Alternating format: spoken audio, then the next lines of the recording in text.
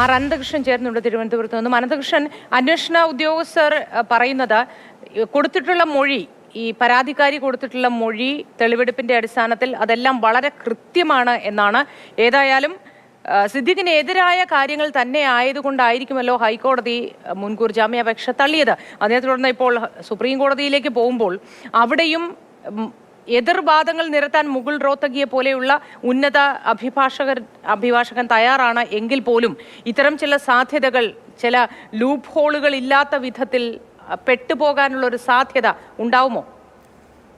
മോത്തി, പരാതിക്കാരുടെ വെളിപ്പെടുത്തലിന്റെ അടിസ്ഥാനത്തിൽ തിരുവനന്തപുരം മ്യൂസിയം പോലീസാണ് സിദ്ദിഖിനെതിരെ ബലാത്സംഗ കുറ്റം ചുമത്തി കേസ് രജിസ്റ്റർ ചെയ്തത്. അതിനുശേഷം പരാതിക്കാരുടെ മൊഴിയെടുത്തപ്പോൾ ശക്തമായ മൊഴി നൽകി. ആ മൊഴിയുടെ അടിസ്ഥാനത്തിൽ മ്യൂസിയം പോലീസ് തെളിവെടുപ്പ് നടത്തി. തിരുവനന്തപുരം മസ്കറ്റ് ഹോട്ടലിലടക്കം തെളിവെടുപ്പ് നടത്തിയപ്പോൾ സിദ്ദിഖിനെതിരെ ശക്തമായ തെളിവുകൾ ലഭിക്കുകയും ചെയ്തു.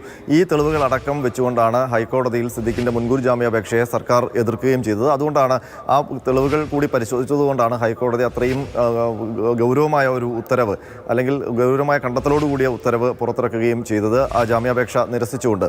ആ ജാമ്യാപേക്ഷ നിരസിച്ച മാത്രയിൽ പോലീസിന്റെ ഭാഗത്ത് നിന്ന് ചടുലമായ ചില നീക്കങ്ങൾ ഉണ്ടായിരുന്നു. സിദ്ദിഖിനെ അറസ്റ്റ് ചെയ്യാൻ പോകുന്നു എന്നുള്ളൊരു പ്രതീതി മൊത്തത്തിൽ ഉണ്ടാക്കുകയും ചെയ്തു. അതിന്റെ ഭാഗമായി ഈ ജാമ്യാപേക്ഷ റദ്ദാക്കിയ ഉടൻ, അല്ലെങ്കിൽ അത് തള്ളിയ ഉടൻ തന്നെ എല്ലാ വിമാനത്താവളങ്ങളിലേക്കും ലുക്കൌട്ട് സർക്കുലർ പോലീസ് ഇറക്കി. അതിനുശേഷം പെട്ടെന്ന് തന്നെ തിരുവനന്തപുരത്ത് നിന്ന് 2 സംഘം, മ്യൂസിയം എസ്എച്ച്ഒയുടെ നേതൃത്വത്തിൽ 2 സംഘം പോലീസ് ഉദ്യോഗസ്ഥർ കൊച്ചിയിലേക്ക് പോകുന്നു. പക്ഷേ ഈ സംഭവങ്ങളൊക്കെ നടന്ന് ഒരാഴ്ചയായി. സിദ്ദിഖ് എവിടെയാണെന്ന് പോലീസിന് അറിയില്ല.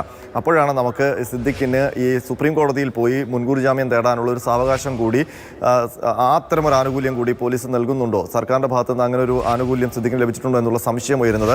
ആദ്യഘട്ടത്തിൽ ഈ ചടുലമായ നീക്കങ്ങളൊക്കെ നടക്കുമ്പോഴും നമ്മൾ അനൗദ്യോഗികമായി അന്വേഷണ ഉദ്യോഗസ്ഥരുമായി ബന്ധപ്പെടുമ്പോൾ അവർ പറഞ്ഞത് അങ്ങനെ പെട്ടെന്ന് സിദ്ദിഖിനെ അറസ്റ്റ് ചെയ്യേണ്ട കാര്യം ഇല്ല എന്നുള്ള സൂചനകളാണ് നൽകിയത്. മാത്രമല്ല, സിദ്ദിഖ് കീഴടങ്ങുന്നെങ്കിൽ കീഴടങ്ങിക്കോട്ടെ എന്നുള്ള നിലപാടായിരുന്നു പോലീസിനുണ്ടായിരുന്നത്. ആ നിലപാട് ഇപ്പോഴും തുടരുന്നു എന്ന് വേണം മനസ്സിലാക്കാൻ.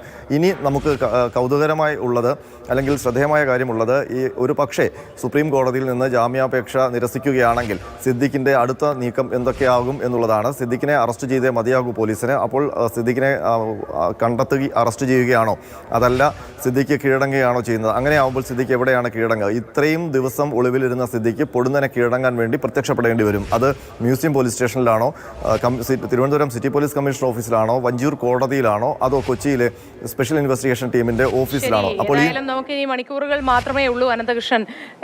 സുപ്രീം കോടതിയിലെ തീരുമാനം അറിയാനും തുടർന്ന് നടക്കുന്ന നാടകീയ രംഗങ്ങൾ അതെങ്ങനെയായിരിക്കുമെന്ന് മനസ്സിലാക്കാനും നമുക്ക് ഏതായാലും അതിനുവേണ്ടി കാത്തിരിക്കുക തന്നെ ചെയ്യാം.